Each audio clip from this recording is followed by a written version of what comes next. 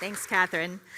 I am delighted to welcome our first speaker to the stage. Stephen Hummel is the Dark Skies Initiative Coordinator for the McDonald Observatory with the University of Texas at Austin out in West Texas, where he's been there for 8 years, 2 years in this position, and was tremendously instrumental in creating what you all may have heard of, the Greater Big Bend International Dark Sky Reserve.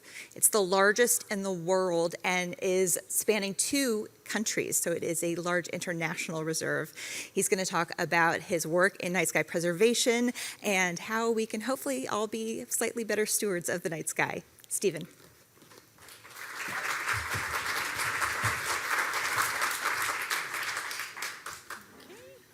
Pulling up your slides.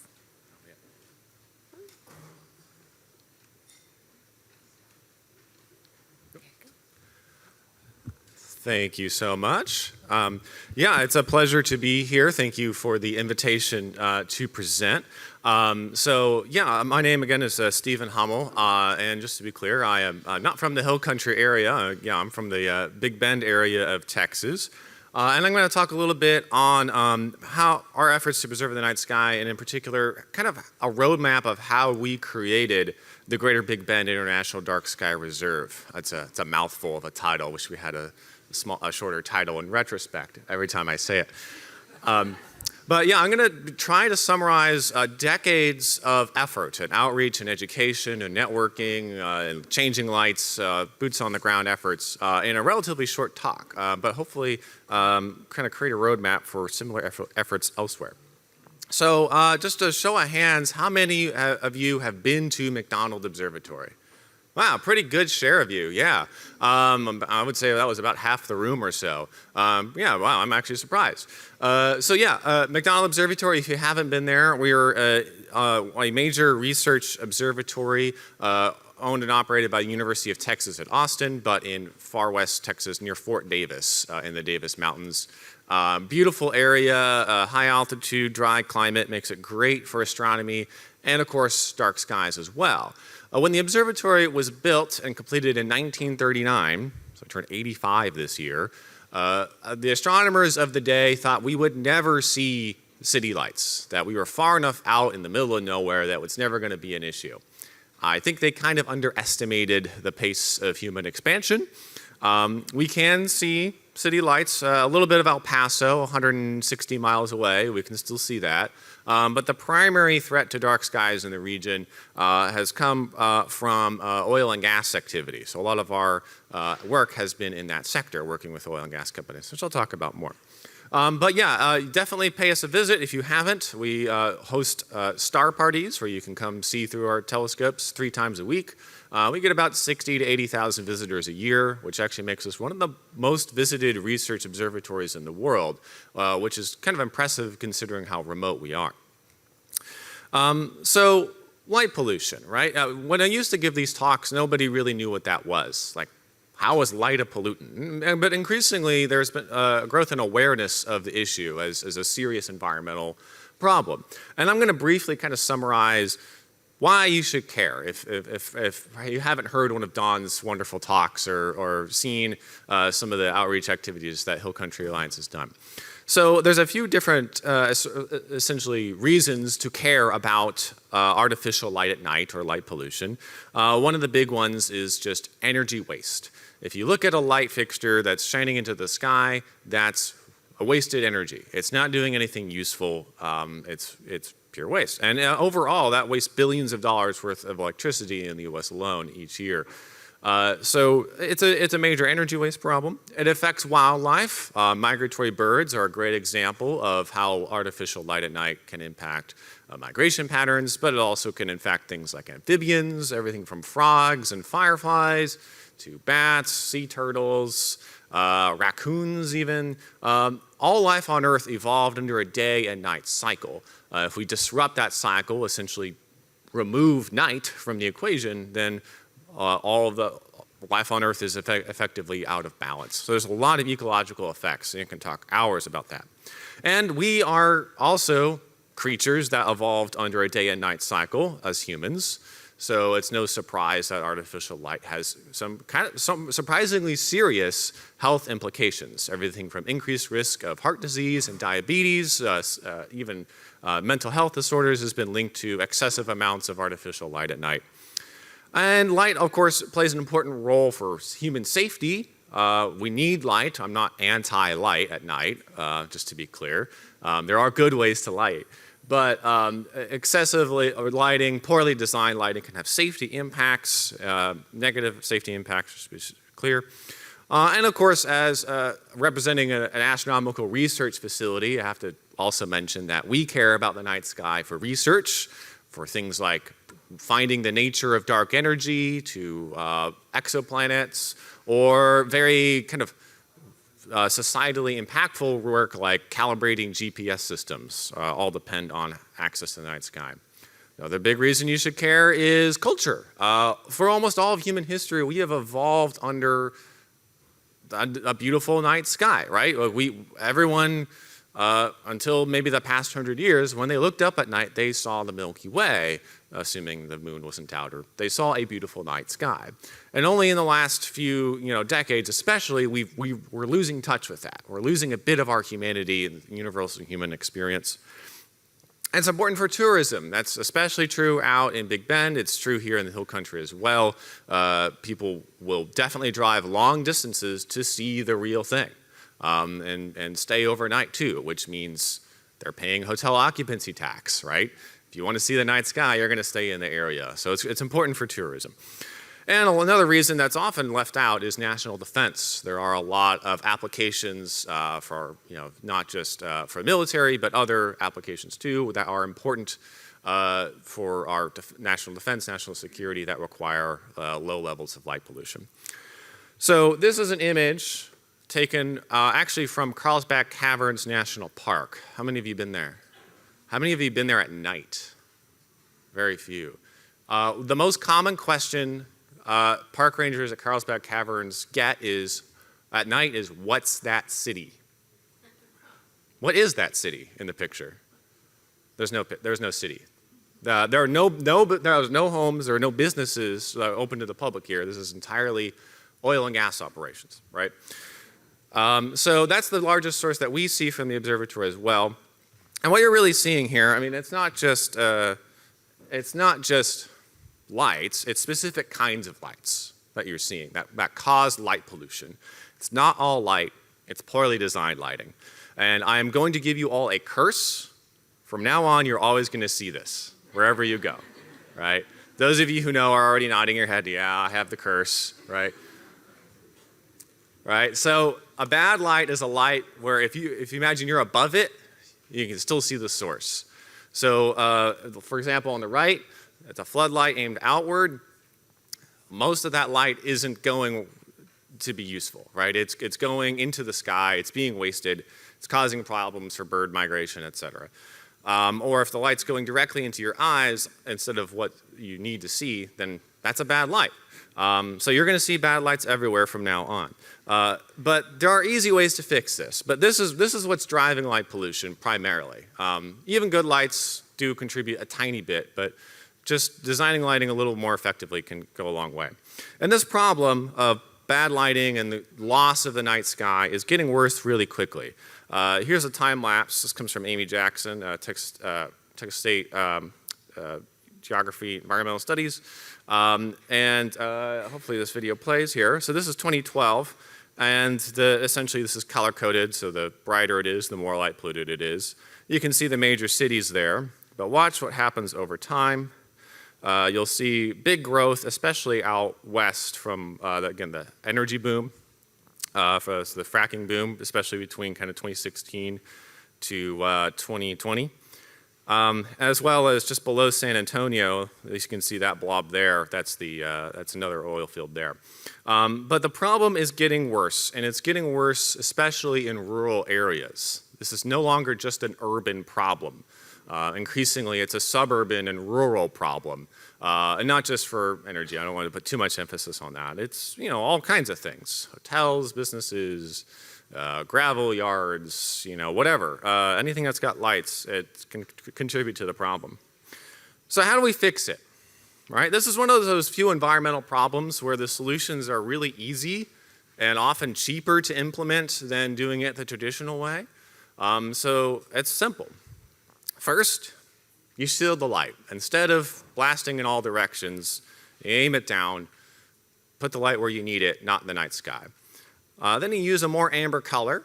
That may be a little confusing, but the sky is blue because blue light scatters more. So if you have a blue light or a white light at night, it will wash out the stars more than an amber one would. It also has less impact on wildlife too, a little bit, by using a more amber color. Use an intensity that's appropriate to the task. Don't overlight.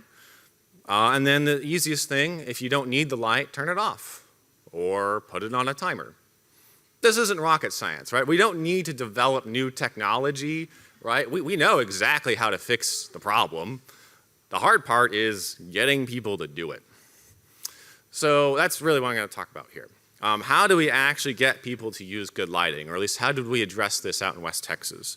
So we know it works. We know lighting can be safer, more energy efficient, more environmentally efficient, better all around using these practices. But we just need to scale this up. So here's an example. This is just this is an emergency exit at an elementary school, actually, and we donated some lights to aim the lights down. It goes down where you actually need it. You can see better. I think it looks better overall too, but that's the aesthetic argument. So how did we go about scaling up this effort? How did we get the word out? Well, this actually goes back decades. We at McDonald Observatory have been engaged in outreach on dark skies since the early 90s. But even before that, there have been legislative efforts to protect the night sky in West Texas since the 70s. So since the mid-70s, these 7 counties in West Texas have had outdoor lighting ordinances. Now, the county judges in the room or commissioners may be like, what? You can't do that. Well, you can't. There's a special state law that says that these counties and cities within, in this area around McDonald Observatory, must have protections to protect the night sky, essentially, must have ordinances regulating outdoor lighting. This is very unique in Texas. Ordinarily, counties can't enact ordinances, so this is something that only applies in this area of Texas. However, I don't want to make it sound like we're strictly enforcing rules, because quite frankly, I don't know of a single instance where someone was fined by the county for violating the ordinance. The goal is to raise awareness and give legitimacy to the topic, not to beat people over the head with a stick for disobeying, right? That's counterproductive. So that's our working area, and this is a massive area. It's easily bigger than several U.S. states. This image on the top right. If you've driven through there's definitely plenty of lights. There's a lot of the oil field is in this area as well. So if we really want to protect the night sky, we have to kind of define our working area. And this is kind of a logical step, but a surprisingly difficult one. What is the scope of your project? And it gets complicated very quickly. You're going to have stakeholders and people asking from all over Texas to get involved if you're successful. You have to kind of limit your resources to a certain area. So we back in about 2018 or so, set a goal of creating a certified area, certified by Dark Sky International as an official dark sky reserve. That means it has to meet certain criteria for darkness, certain criteria for amount of compliance for lighting. It was an ambitious goal, but we definitely knew right away we couldn't get all 7 counties. We just didn't have the manpower to do that. So I do work in all 7 counties, but we limit our area to what we primarily call the Tri-County, or better known as just the Big Bend area. It includes Brewster, Presidio, Jeff Davis County, so that includes Big Bend National Park, Big Bend Ranch State Park, all the beautiful mountains out west, as well as a little bit around Balmorhea, and then across the river into Mexico.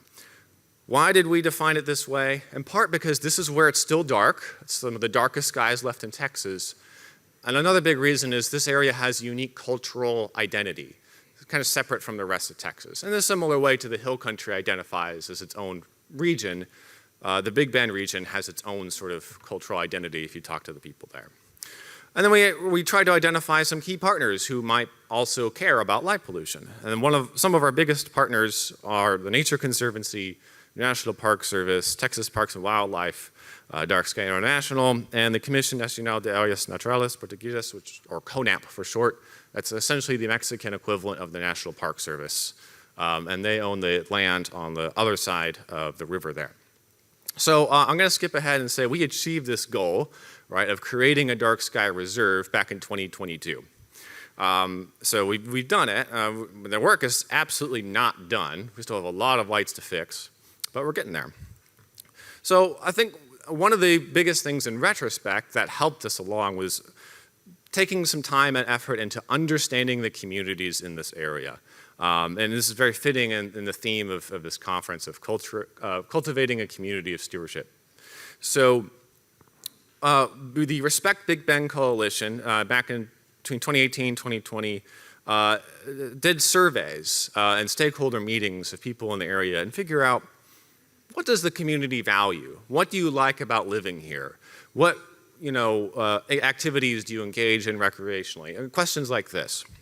And I came up with a few kind of things that people routinely said value to them. One of them was dark skies, right? And this was really before we took a big effort to do community outreach around this. So I think that's important to note. We didn't really create the reserve. We didn't create the Dark Sky Reserve at McDonald Observatory. It was something that people already understood, and we put a label on it. We made it official, what everyone already kind of knew innately. So other values were hunting, recreation, uninterrupted view sheds. People liked the rural way of life. And although the majority of community members support dark skies, the reasons for doing so ranged widely. Some of them cared about astronomy and the McDonald Observatory.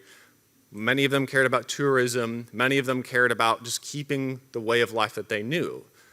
So you could not basically tell by someone's political opinions whether or not they supported dark skies. It did not align with that at all. This is not a red-blue issue. This area has very diverse political opinions, but the majority support dark skies because they realize it's part of the cultural identity. But yeah, so you couldn't have one message that worked for everyone. That was something we learned right away. You definitely have to tailor your message to the audience. And the reasons why someone might be hesitant are understandable. Someone might be hesitant to support dark skies because of safety concerns, or security concerns, or cost concerns. And those are all very reasonable things. And the safety concern is usually just solved by showing someone good examples of lighting. And cost concerns are harder to address, but definitely something that local nonprofits helped offset costs of good lighting. So with a better understanding of the community and formal surveys, we undertook an outreach and education campaign around the Dark Sky Reserve specifically. And this took many forms. This took like community events, going out to local fairs, 4th of July celebrations, things like that, doing astronomy talks like that. More permanent installations like our visitor center. We created a dark skies exhibit. It's one of our newest exhibits there at the visitor center, which you can go see. But that doesn't really target locals because mostly we're getting visitors. And then kind of more soft ways like this big mural here. This is at the City of Alpine Visitor Center. I love this mural. And it says Greater Big Bend International Dark Sky Reserve there. Just highlighted the Big Bend word there. So lots of outreach in many different ways. Definitely not just doing programs at night, doing things in the day, going to communities and reaching them where they are. And if it wasn't us, we definitely recognize maybe McDonald Observatory isn't the best person to deliver a certain message. One of our many partners would also do events. So, for example, Texas Parks and Wildlife did events on the night sky, the Nature Conservancy. We try to figure who would have the most appeal to certain communities. Who is delivering the message definitely matters. You have to learn when to take yourself out of the equation when it's appropriate. And I think the most important thing we did is create community examples of lighting. People need to see lighting to understand what we're asking for. So we worked a lot with local, we continue to work with kind of local community buildings, fire stations, courthouses, schools, things people see and understand and experience. Sometimes donating lights to the specific facility or supporting their efforts, providing advice on lighting to create community examples that everyone can see and appreciate. So this is, for example, a fire station in Terlingua, Texas, near Big Bend National Park. And for the oil and gas, although the reserve only covered a small portion of the oil field, there is still the largest source of light. So we undertook an extensive campaign working with oil and gas companies on lighting. This is probably where the bulk of the real effort took place, since they're the largest source. So this is a night sky friendly oil and gas facility, massive facility, so, $100 million, $150 million facility near Balmorhea. And it's all amber, it's aimed down. It's lighting what they need, not lighting what they don't need. And they actually save money doing it this way. So it reduced operating costs and improved safety. So it's a win-win. So it's just a matter of outreach at that point. So we worked a lot with the Texas Oil and Gas Association, New Mexico Oil and Gas Association, and others to spread the word and provide recognition for places that are doing it right. Another important step, I think underutilized a lot in conservation, is getting in the news. In order to get in the news, you have to do something newsworthy, which is easier said than done. But planning around that and working with media went a long way. And staying in the discussion, not just one press release and then you're done, but keeping it up routinely and through different outlets. So people maybe hear about dark skies, forget about it, and then read about it a year later in the news and it kind of comes back to them. Staying relevant in the discussion is an important part of the equation. It was for us. So we've done lots of local media. I could not fit all the local media headlines in there, but as well as national media and things like that, Weather Channel, ABC News, NPR, Dallas Morning News, and others. Another important step, another one that's easier said than done, is measuring progress. Take measurements, hard numbers. Is it working? Are you actually getting the success that you set out to achieve?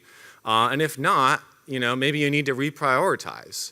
So maybe by measuring progress, you realize that one of the earlier steps wasn't quite aligned with the best outcome. So you reevaluate. But we do formal scientific studies of light pollution from the observatory as well as other areas. Just last night, I went up to the physics, math, and astronomy building at UT campus. That's the second tallest building on campus aside from the big tower. And took a measurement of light pollution from the building there. So we have an idea of what urban light pollution is like. Or is the Lights Out Texas campaign you may have heard of, is it working? Is it actually resulting in a reduction in light pollution from an urban center? So measuring progress is important. Not just, we didn't measure just light pollution itself, but also the lights. So the top right is a map of all the utility-owned lighting in Alpine, Texas. That took me a long time. Driving around, I probably look real weird, stopping every block. Okay, what's this light? Oh, what's that one? And is it keeping track of how many are compliant or non-compliant? And for the utility-owned lighting, we're at over 90% compliance, and it's getting better. It was pretty impressive for about almost, I believe, 800 fixtures or so. And we also use volunteers as well. Coordinating volunteers is always a challenge, and I'm sure many of you understand that sometimes it feels easier to just go out there and do it yourself rather than train someone to do it. But especially given the scope of our project, we relied heavily on volunteers taking measurements and reaching out to people. So I think those are the steps that led to the successful creation of the Dark Sky Reserve. Those 6 things, measuring progress, documenting change, again, just to recap, defining the scope, basically doing community research on what messages are effective, who you should be reaching out to, creating those partnerships as well to deliver the same message. Even, again, it doesn't always have to come from you, it just has to come from somebody. Creating community examples and highlighting them, getting in the news. These are all steps that I think were crucial to our success in West Texas. And I'm going to conclude there. I can talk about this forever. I'm happy to answer questions, but if you also want to learn more, you can go to our website, McDonaldObservatory.org, and the Big Bend DarkSkyReserve.org as well has a lot of great information. And there's my email address as well, stephenhummel@utexas.edu, if you'd like to connect or learn more about what we did, or maybe have something going on in the Big Bend area and would love to collaborate. But thank you so much. I appreciate it.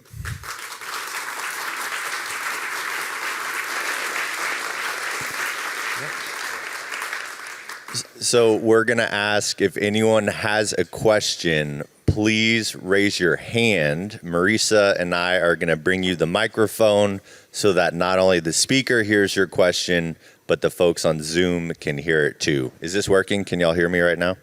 All right. So questions. Oh, over here. Hi. We live across the street from a middle school, and their lights are a little much at night. What's the best way to approach, say, an ISD or an organization like that? What's the best way to approach them? I would speak to the school board or the superintendent. What we've done with other schools is donate fixtures for specific locations. And so you do the research ahead of time. That's the hard part. Figure out what's going to work. And then we'll give it to them and say, try it out. And if it doesn't work, put it back. But more often than not, it'll work fine. And they'll realize, hey, we can actually do this effectively, and it's not going to jeopardize safety. The goals are aligned. Doing these little steps, you don't have to redo all of their lighting. Just little case studies, little examples here and there. Seeing is believing, right? Until they see it working, they're going to be skeptical, and it's understandable. So yeah, create good examples. Good questions.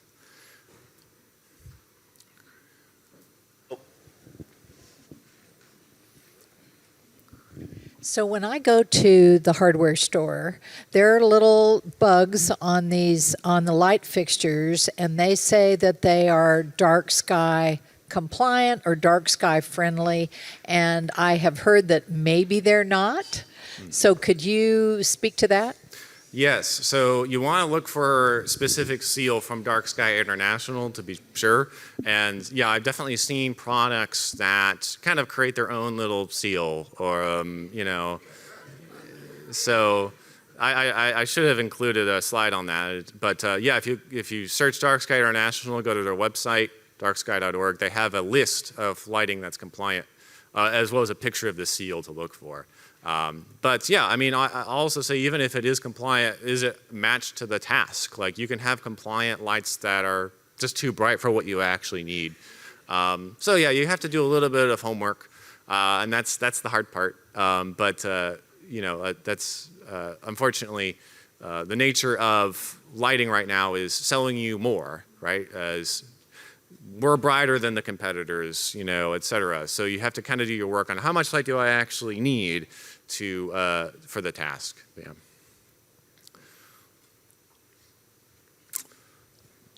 Do we have time for one more question? All right, I'm going right here. Sorry, folks. Daniel, we already got one. Oh, never mind. Hi, I just wanted to ask if there's any legislative push that you see in this upcoming agenda. You don't have to look for me, I'm behind a TV. Any legislative push from the state that you could see where we could help, talking to our own reps about anything that might be upcoming in the next session? So yeah, legislative push. So I am not involved in legislative pushes just because I work for the UT. So I'm technically a state employee, so I can't say you should pass this law or shouldn't do this or that. I can't tell counties or governments how to go about enforcing laws. Yeah, I encourage you to Dark Sky Texas or even Hill Country Alliance may be able to comment more on that issue and how they've been involved in that. Great. Is that all the time we have? Yep. Yeah. Thank you.